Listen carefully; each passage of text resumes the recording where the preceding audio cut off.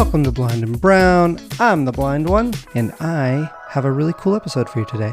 I'm really excited for this bonus episode because I get to talk about the music, the story of the intro music / outro music is pretty simple. There's times where sometimes I just want to put headphones on and work on music. And before this podcast was even established as something that we were seriously looking at doing, I basically found this drum beat that I liked.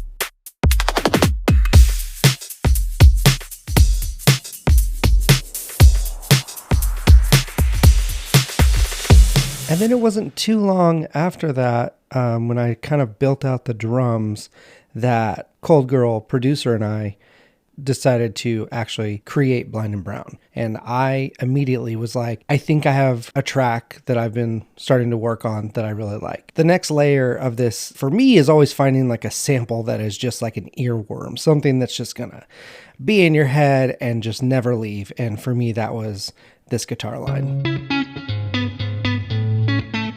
And then once I had this guitar line and the drums together, I was just like, okay, this is a groove. I'm really liking it. It's a pretty good blend of an earworm that I like. And for some reason, I don't know, those drums just scream Cold Girl to me.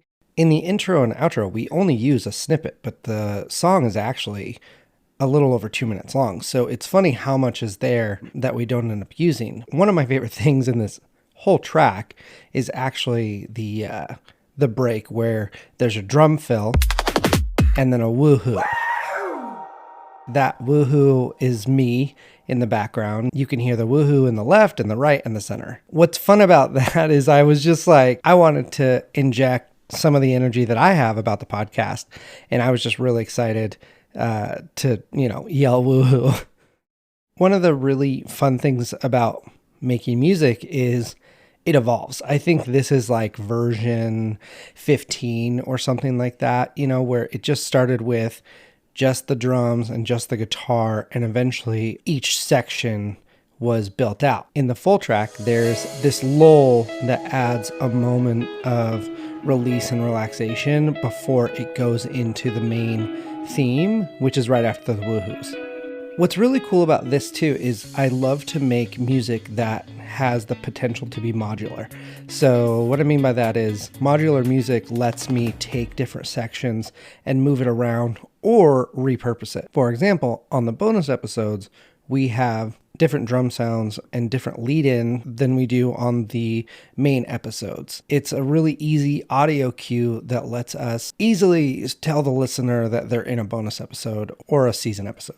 Something I had to consider when I was making this was, what is Blind and Brown? I think a lot of times in the world of GarageBand and the world of AI-assisted music, a lot of times you can just throw something in and not necessarily think about it and not have a goal or sometimes even just like a soul behind it. So I think for me, when I was building this out and I was on, version 1, and then we decided to create Blind and Brown, and we still hadn't come up with a name yet, but I knew that this was going to be a recognizable earworm. So I wanted to make sure that if they heard it out in the wild or they heard it in their rotation of podcasts, immediately our listener would know, oh, this is Blind and Brown. And that's also why I like that it's modular, because it can still be a lot of the same sound. Like the guitar is a very recognizable theme while also maintaining the modular style. There's also this lead saxophone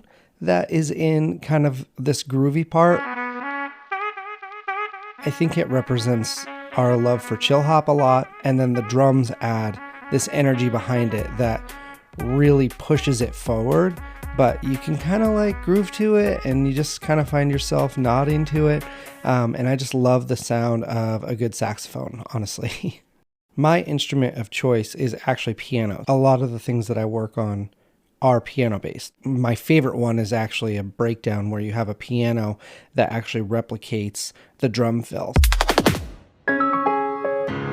It really pushes it forward. But I love piano in music. And I think something that I also really want to talk about is the bass groove. That groove right there is just, I just love how it is a tight groove and it just kind of moves you through the space. You know, I just love dancey, funky grooves. And this was a groove that I think just fell right in underneath the guitar. That was a really special moment. And it was just, you know, sometimes it's funny when you're making music, you can get chills just in the same way that people get chills when they're listening to music. And honestly, it's kind of like the tingle that I get, like it's like a spider sense, I guess, of, oh, this is good. This is the direction that I want to go. As far as this fitting into the world of Blind and Brown, I think that it was just so natural and organic that it came up, that it was like, instead of redefining, you know, oh, we need this theme and trying to come up with a theme song, or just kind of letting it happen naturally. And honestly, the song fit so perfectly into the intro.